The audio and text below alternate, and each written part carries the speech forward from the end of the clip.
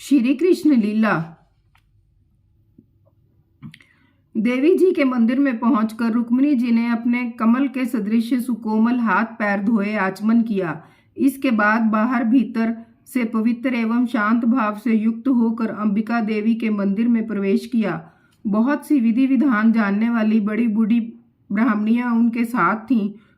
उन्होंने भगवान शंकर की अर्धांगिनी भवानी को और भगवान शंकर जी को भी रुक्मिणी जी से प्रणाम करवाया। रुक्मिणी जी ने भगवती से प्रार्थना की, अंबिका माता, आपकी गोद में बैठे हुए आपके प्रिय पुत्र गणेश जी को तथा आपको मैं बार बार नमस्कार करती हूँ। आप ऐसा आशीर्वाद दीजिए कि मेरी अभिलाषा पूर्ण हो। भगवान श्री कृष्ण ही मेरे पति हों। इसके बाद रुक्मिणी जी ने जल, गंध, अक्षत, धूप, वस्त्र, पुष्प, माला, हार, आभूषण, अनेकों प्रकार के नैवेद्य, भेंट और आरती आदि सामग्रियों से अंबिका देवी का पूजन किया।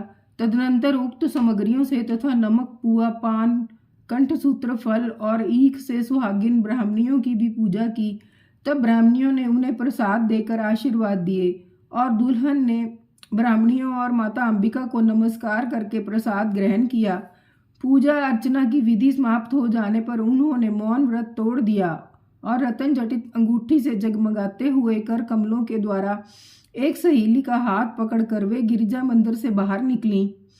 परीक्षित, रुक्मिणी जी भगवान की माया के समान ही बड़े बड़े धीर वीरों को भी मोहित कर लेने वाली थीं।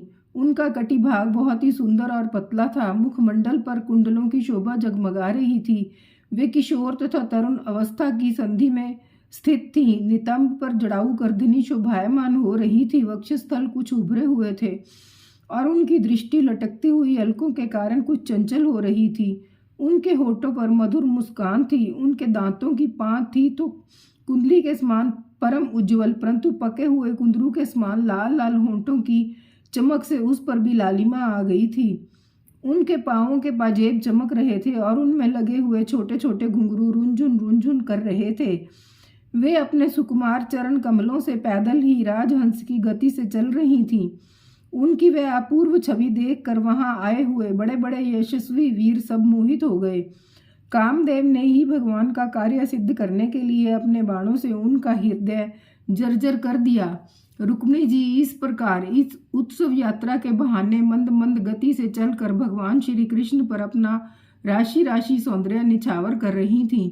उन्हें देखकर और उनकी खुली मुस्कान तथा लजीली चितवन पर अपना चित्त लुटाकर वे बड़े बड़े नरपति एवं वीर इतने मोहित और बेहोश हो गए कि उनके हाथों से अस्त्र शस्त्र छूट कर गिर पड़े और वह स्वयं भी रथ, हाथी तथा घोड़ों से धरती पर आ गए। इस प्रकार रुक्मिणी जी भगवान श्री कृष्ण के शुभ आगमन की प्रतीक्षा करती हुई अपने कमल की कली के समान सुकुमार चरणों को बहुत ही धीरे धीरे आगे बढ़ा रही थीं। उन्होंने अपने बाएं हाथ की उंगलियों से मुख की ओर लटकती हुई अलकें हटाईं और वहां आए हुए नरपतियों की ओर लजीली चितवन से देखा। उसी समय उन्हें श्याम सुंदर भगवान श्री कृष्ण के दर्शन हुए। राजकुमारी रुक्मिणी जी रथ पर चढ़ना ही चाहती थी कि भगवान श्री कृष्ण ने समस्त शत्रुओं के देखते देखते उनकी भीड़ में से रुक्मिणी जी को उठा लिया और उन सैकड़ों राजाओं के सिर पर पांव रखकर उन्हें अपने उस रथ पर बिठा लिया जिसकी ध्वजा पर गरुड़ का चिन्ह लगा हुआ था।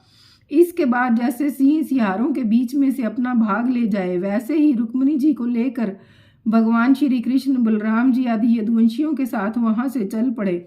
उस समय जरासंध के वशवर्ती अभिमानी राजाओं को अपना ये बड़ा भारी तिरस्कार और यश कीर्ति का नाश सहन ना हुआ। वे सबके सब चिढ़कर कहने लगे, अरे हमें धिक्कार है, आज हम लोग धनुष धारण करके खड़े ही रह गए और ये ग्वाले जैसे सिंह के भाग को हिरण ले जाए उसी प्रकार हमारा सारा यश छीन ले गए।